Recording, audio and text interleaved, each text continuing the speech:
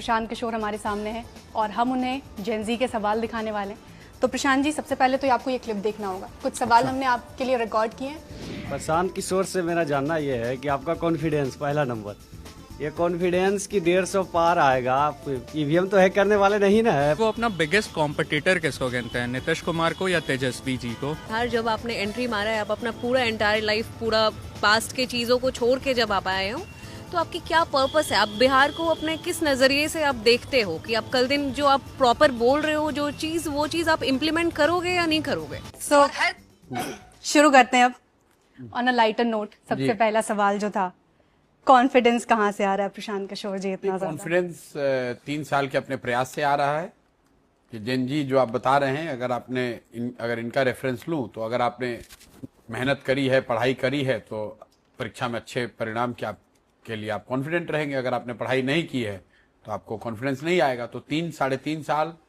जितनी मेहनत, जितनी ईमानदारी से बिहार इस जन स्वराज की व्यवस्था को बनाने के लिए जो मैंने प्रयास किया है, कॉन्फिडेंस उससे आ रहा है। कॉन्फिडेंस इस बात से आ रहा है कि बिहार में आज 60% से ज्यादा लोग बदलाव चाहते हैं। जो युवा जो है वो अपने लिए रोजगार, शिक्षा और रोजगार चाहता है, और जो व्यवस्था अभी चल रही है कहीं ना कहीं उससे वो नाराज है, अपसेट है। इससे कॉन्फिडेंस आ रहा है कि लोग बदलाव चाहते हैं, और जब वो बदलाव चाहते हैं तो उनके सामने एक ही विकल्प है, वो है जनसुराज। क्योंकि अगर दूसरा विकल्प वो राजद को वोट देंगे तो फिर पुराने जो 15 साल की जंगल राज था उसी को वापस लाने वाली बात होगी। तो अगर आप बदलाव चाहते हैं तो आपके पास 2 ऑप्शन है, या तो राजद के जंगल राज को वापस ले आइए, या फिर एक नई ईमानदार कोशिश जो हुई है बिहार में पिछले 3 साल में जनसुराज के तौर पर, उसके साथ खड़ा हो जाइए। किसको सबसे बड़ा कॉम्पिटिटर मानते हैं अपने लिए? तेजस्वी, नीतीश? क्योंकि ये उनका सवाल है, अभी तक उन्हीं का सवाल चल रहा है।